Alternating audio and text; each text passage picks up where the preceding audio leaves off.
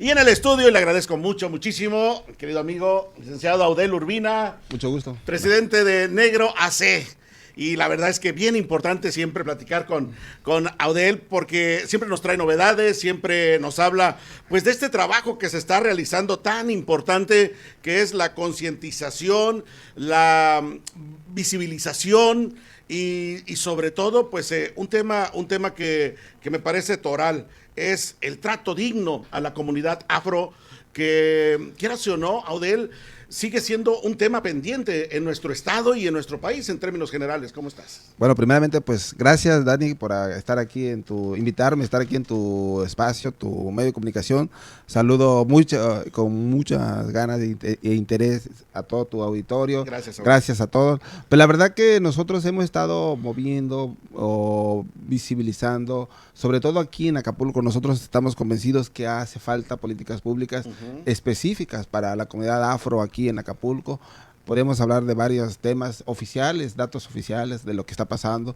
Aquí en Acapulco creemos que la comunidad afro ha participado de manera activa en el desarrollo, ahora sí que la nueva visión del Acapulco moderno, pero no se ha visibilizado, no se ha revisado, no se ha establecido en varios campos de deporte, cultura, pero también en el desarrollo social, cultural de aquí de Acapulco.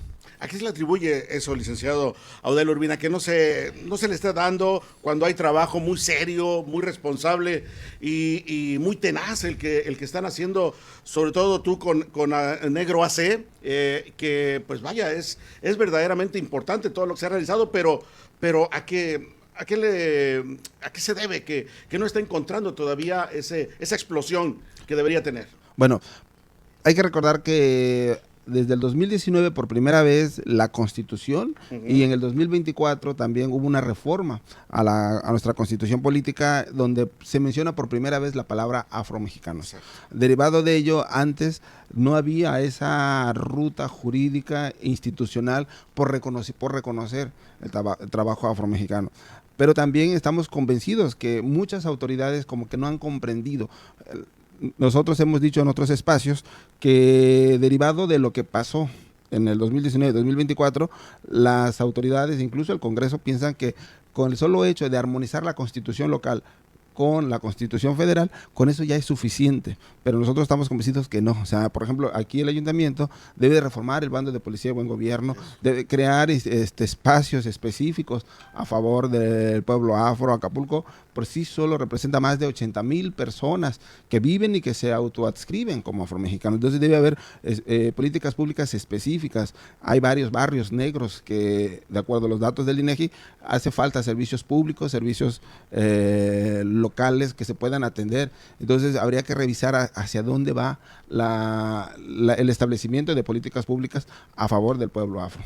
Hay evidentemente sí mucho trabajo, hay mucho por hacer, pero veo que, por ejemplo, todo lo que has realizado también desde tu trinchera, desde Soy Negro AC, incluso también desde esta responsabilidad que tienes en la Suprema Corte de Justicia de la Nación, pues sigues trabajando y sigues buscando esa visibilización en aras de que haya dignidad, buen trato, respeto, y que esta gente, pues toda la comunidad afro, pues sea tratada en igualdad de circunstancias. Claro.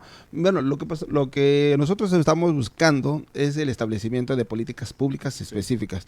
Lo hemos dicho a nivel local, incluso cuando estuvimos en unos espacios internacionales, en Cuba, por ejemplo, que presenté mi libro, nosotros decíamos que hace falta el crear armonización en políticas públicas.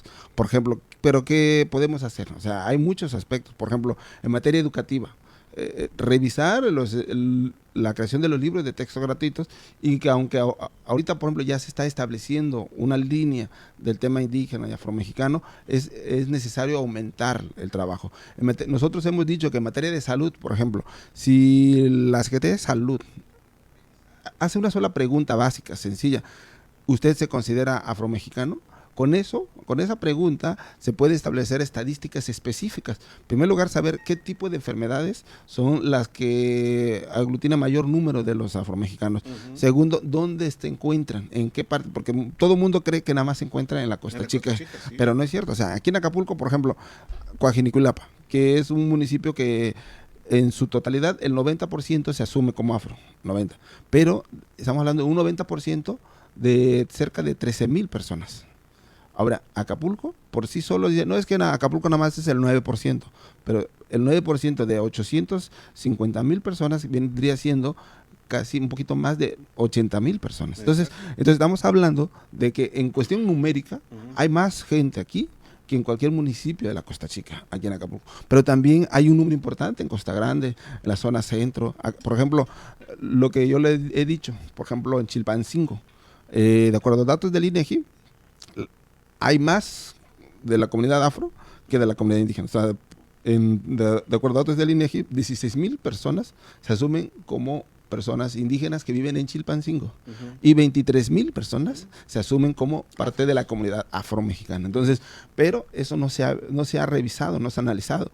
Entonces, por eso es importante establecer un mecanismo de creación, primeramente de localización y de ubicación donde se encuentre el mayor número de personas y derivado de ello crear acciones de gobierno que favorezcan y sobre todo que ayuden a visibilizar y crear bienestar en la población afro. Entonces nosotros estamos convencidos de que eso se tiene que hacer en 3 aspectos. Primeramente, que los que forman parte de alguna como representantes de un sector de la, ahora sí que administración pública, ya sea municipal, estatal o del tema legislativo, revisar cuál es en su esfera de competencia, qué tiene que hacer para favorecer a este sector.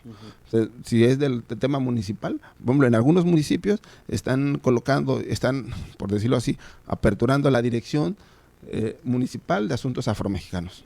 Pero una vez revisando esa dirección, resulta que no hay presupuesto, no hay una línea de acción, no hay específicamente cómo se puede trabajar. Entonces, bajo esa dinámica, entonces de nada sirve que establezcas una dirección si no hay un presupuesto como tal. Entonces, nosotros estamos buscando una reunión con el presidente de la Junta de Coordinación Política, el diputado Jacobadillo, para poder establecer una reunión entre la comunidad afro y el Congreso para que ahorita que viene la revisión del presupuesto se pueda establecer un mecanismo de presupuesto específico segmentado a favor del pueblo afro. Y esa es la parte que nosotros estamos pretendiendo crear. Ya creemos que sí se va a dar esa reunión porque hemos visto buena disposición por parte del diputado, pero también estamos viendo otros mecanismos, otras formas de cómo crear un aspecto de ayuda a favor del pueblo afro. Claro, es decir, en estos momentos el balón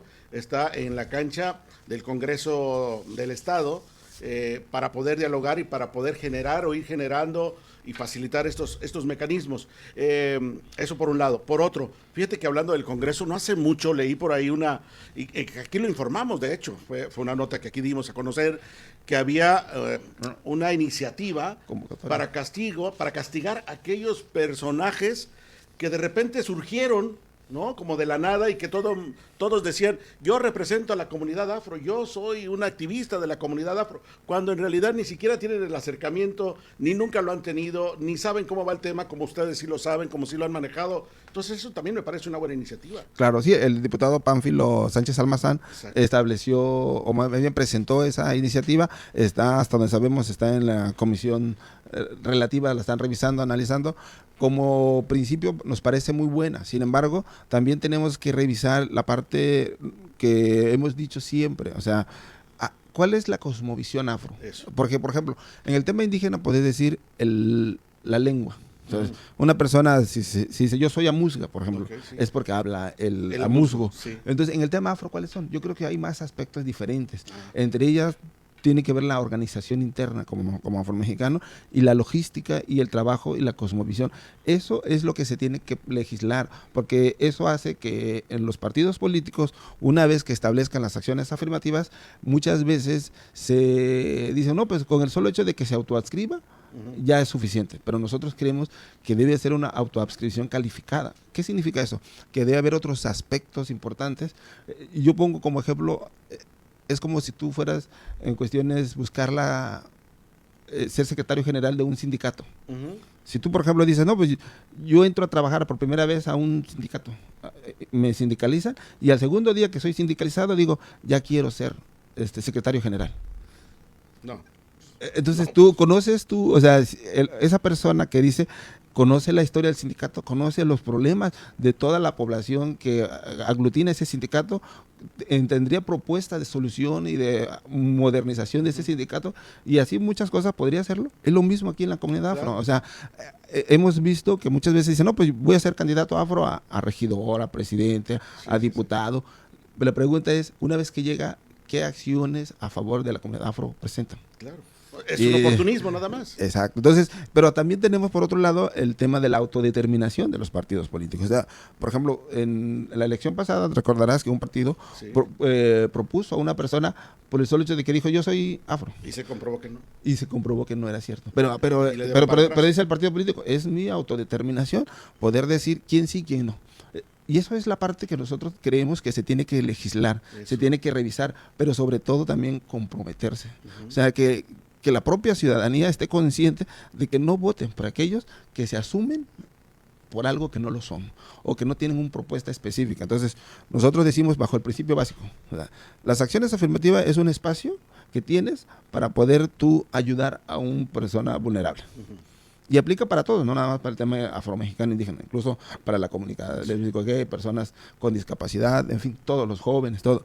Entonces, si tú dices que quieres favorecer a ese sector, entonces tienes que agarrar de ese sector un representante. Y legitimarse. Y entonces lo legitimas, claro. Lo legitimas porque dices, a ver, vamos a apoyar a los afros, pues entonces agarras de la comunidad afro, claro, la persona que sea el representante. ¿Por qué? Porque ellos tienen la propuesta, el trabajo y sobre todo las alternativas para poder beneficiar a ese sector.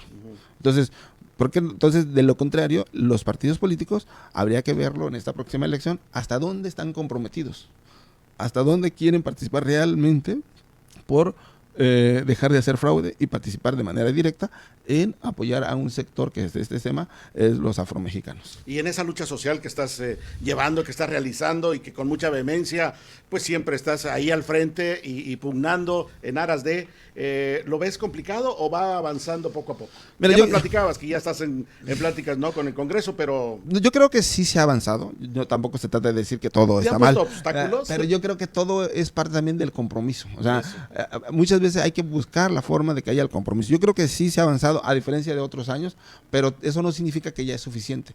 Hay más cosas que hacer, hay más formas de cómo trabajarlo, hay más opciones. Sí hay algunas trabas, pero yo creo que en la medida que nosotros vayamos socializando, vayamos revisando, vayamos platicando con la ciudadanía, ellos sepan que lo que está pasando para que la propia ciudadanía sea nuestro aliado. Claro. O sea, los ciudadanos digan, a ver, ¿por qué propusieron a fulano de tal si no es afro? Y entonces que ellos mismos, que la ciudadanía les reclame a los partidos. La primera etapa es concientizar a la sociedad. Exacto. ¿No? Y decirles, esto está pasando. Sí. Y tenemos que apoyar aquí. Y por eso nosotros estamos convencidos, hemos ido a diferentes espacios para decir que la ciudadanía, en primer lugar, debe reconocer que hay una deuda histórica entre el pueblo afro y la sociedad civil. Y esa sociedad civil que nos ayude a buscar la forma de presionar. Pues yo creo que la mejor presión social es cuando la propia sociedad levanta la voz. Claro. Cuando la sociedad dice, eso está mal. Yo creo que en esta nueva época, en este tiempo donde las redes sociales son factores importantes de presión social, yo creo que la gente tenemos que pedirle ayuda a la ciudadanía, la sociedad civil, porque de lo contrario, los que están al frente de las instituciones, de los partidos políticos, pueden tomar decisiones que solamente muchas veces afecta a la propia sociedad. Entonces, si estamos hablando por pugnar por una sociedad más justa y equitativa, empezar por reconocer esa deuda histórica. Claro. Y es bien importante que se sumen otros actores políticos, ¿no? Ahora sí, del escenario político, veo que la ex senadora o la senadora con licencia Beatriz Mojica empuja mucho y está también pugnando y está tratando y haciendo su esfuerzo para visibilizar también este movimiento. Claro, no, hay que reconocer que la senadora Beatriz Mojica es un activo importante de la lucha del pueblo afromexicano. Ella misma, aparte de que se asume como tal, ella viene su mamá es de Juchitán, de Huehuetán, que es una comunidad afromexicana donde ellos han estado realizando trabajo afromexicano y que no nada más lo digo yo, o sea, la historia misma de los afromexicanos lo reconocemos como tal. Entonces, esa parte siempre es importante, tener aliados de buen nivel que nos ayuden a impulsar ese trabajo y esa visibilización efectiva, porque por un lado ya estamos en la Constitución, pero por otro lado todavía no se se ha materializado ciertos derechos que ya se plasman en la Constitución, pero que en la práctica hacen falta mecanismos para que se materialicen. Claro, que se aterricen bien y que se ejecuten. Es correcto. Te escuché decir la otra vez en una entrevista, transculturación de la comunidad afro. ¿A qué te refieres con ello? Bueno, mira, fíjate que esa es una palabra que la impulsó un autor cubano, que Fernando Ortiz, donde habla de la transculturación como un mecanismo de resiliencia del pueblo afrodescendiente. ¿A qué se refiere? Durante mucho tiempo se decía que la cultura africana, una vez que llegaron a México o a cualquier parte de la colonia, del país de la colonia, tenían presión para que ellos no practicaran su cultura. Entonces, la transculturación es la unión de dos culturas sin perder la esencia de la misma, pero que surge una nueva. Por ejemplo, nosotros somos afro-mexicanos, es decir, la cultura africana con la mexicana se unen y crea la afromexicanidad. Entonces, la transculturación es decir, unir el ejemplo de dos culturas. Como un matrimonio, valga la comparación. Claro, y el ejemplo claro de eso es el baile del son de Artesa. Por ejemplo, el son de Artesa, para los que conocen, durante mucho tiempo se sabía que es un baile durante dos tambores, que actualmente lo ponen como tipo de caballo o algún animal y bailan arriba de él. Entonces, el tambor como tal en la cultura africana es parte de denominación de poder. Entonces, cuando llegan los africanos, así que los españoles le prohíben a los africanos crear o tocar los tambores, porque era decir, estás invocando a guerra, a la batalla contra los españoles. Y entonces le quitan los tambores. Entonces, en ciertos lugares empezaron a realizar sus trámites arriba de las canoas.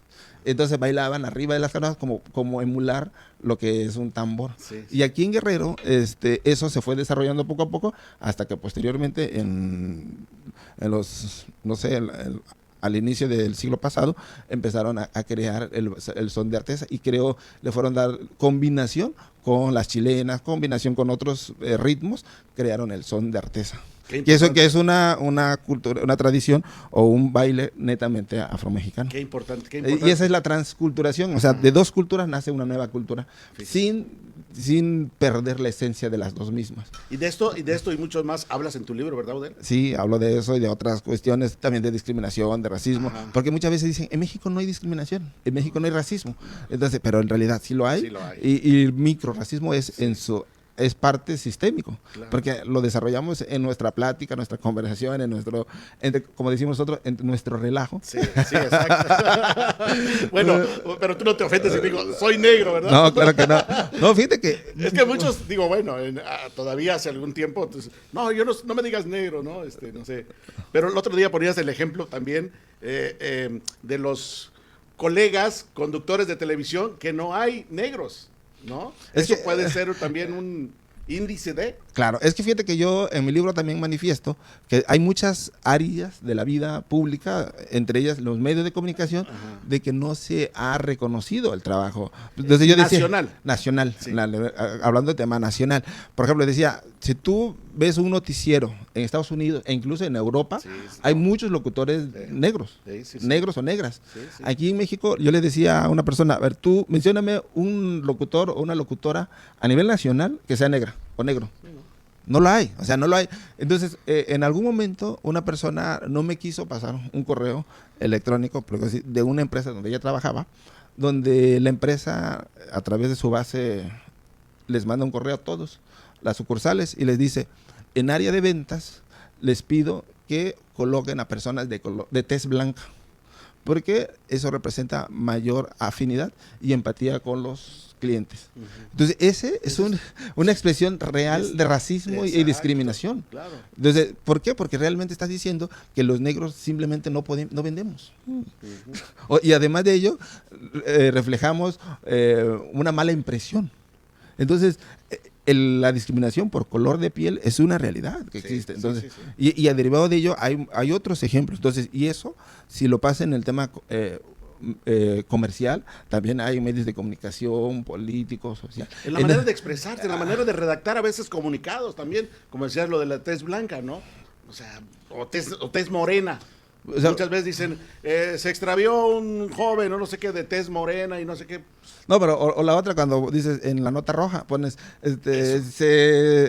se detuvo a una persona que cometió tal delito y lo describe, es una de estatura media, de tez morena. Y yo digo, a ver, entonces no hay delincuentes de tez blanca. Exacto. Entonces, es el mejor ejemplo. Luego el otro, hay otra refrán que dice, no, pues naciste con tez humilde, con color humilde. O sea, entonces resulta que nosotros los negros siempre vamos a ser trabajadores, siempre no podemos aspirar a un lugar mejor. O sea, entonces esa situación, o cuando yo en mi libro, cuando te dicen, esta mesa parece fiesta de negros. Esa es una expresión que dice que hay un relajo, hay todo desordenado. Entonces, el negro por naturaleza es desordenado. Tú eres muy ordenado. No, bueno, hay muchas cosas que podría explicar. Qué importante es esto. Que te puedo decir, una vez, por ejemplo, cuando fue el día del trabajo, me gusta estar revisando, y entonces una persona puso ahí en el Face: el día de hoy quiero felicitar a todos mis amigos por ser trabajadores. Dice, pero en especial felicito a mis amigos los prietos, porque a ellos les cuesta más trabajo. Entonces, ya me puse a revisar los comentarios, y sí, o sea, todos los comentarios eran de relajo. Hasta los propios negros nos reíamos y decíamos, tienes razón, amigo, a mí me costó trabajo. Pero es un ejemplo del microrracismo. O sea, pero la gente lo ve de relajo y lo toma como tal, hasta nosotros mismos. Pero eso no significa que no exista el microrracismo impregnado en esa expresión. Pero a veces también decíamos, ¿no? Parte de la inclusión es el vocabulario. O sea, ¿hasta dónde podemos nosotros decir esto sin que la otra persona se ofenda? O sea, hay personas que, por ejemplo, yo, cuando escribí mi libro, yo dije, en el título tiene que tener la palabra negro, porque me siento orgulloso. Así, si alguien, mi nombre no es muy común, Audel, no es muy común. Entonces le digo de relajo, si se te complica, dime negro, mi negro, ¿cómo estás? Y esa parte yo creo que hay que tenerlo bien claro. Pero hay personas que no les gusta. Hay personas que les ofende que le digas negro. Sí. Entonces también tú tienes que saber hasta dónde eso es conveniente. Yo, por ejemplo, nosotros, en mi familia, de donde somos, aquí mismo en Acapulco, de donde es mi abuelita, de donde somos, allá es muy común que digan, oye, negro, ven. Sí, es muy bien. Y no pasa nada. O sea, nosotros nos sentimos ahí y no nos ofendemos. Pero hay personas que sí se sienten ofendidas. A mí me han dicho, este nombre no hubieras puesto aquí. Y me lo dice una parte, o gente que es de la comunidad, me dijo, no hubieras puesto la palabra negro. Le digo, es hasta una forma de enfrentar el racismo. Mira, aunque parezca chusco, cuando yo le digo a una persona, dime negro, y si la persona es racista, ya no me lo dice, porque dice, todo aunque le diga negro no lo voy a ofender. Exacto, mejor ya no, voy a usar otro apodo. Audel, qué gusto siempre platicar contigo. Y hasta que la dignidad se haga costumbre. Esa es una gran frase, me encanta eso. Bueno, pues muchas gracias y saludo ya a todos los que nos escuchan.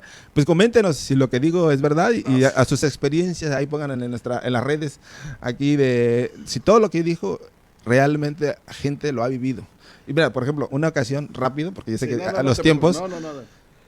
Yo soy abogado. Sí. Una ocasión, un cliente me citó en un restaurante, en un hotel, perdón, de nivel importante aquí en la ciudad, aquí en Acapulco, perdón. Y cuando llegas a ese hotel hay una pluma. Y entonces, ¿por qué? Porque te tienes que registrar y todo. Entonces, cuando se acerca el policía, lo primero que me dice, ya no estamos contratando, ya se fueron los de recursos humanos. ¿En serio? Porque yo fui como a las 7 de la noche. Y yo le dije, a ver, para empezar, ¿quién te dijo que yo vengo a buscar trabajo? No puede ser. Pues, esa es la parte. Perdón, ¿dónde vienes? Le digo, pues voy al restaurante a comer. Discúlpame, pero entonces esa es una expresión real de discriminación y de racismo. Claro, por supuesto. Y lo dijo alguien, otro negro. Porque eso me lo dijo. Eso porque el policía que me recibió pensó que yo iba a buscar trabajo. Pero bueno, hay muchas historias que podemos contar. Oye, no te pierdas tanto y luego cuéntanos en los siguientes días a ver cómo va todo este tema y seguimos platicando, ¿no? Claro que sí. Siempre será un placer. Muchas gracias. Gracias a ti, licenciado Audel Urbina. Gracias, un placer como siempre. Gracias por venir aquí, literal, tu casa. Gracias. Saludos a todos.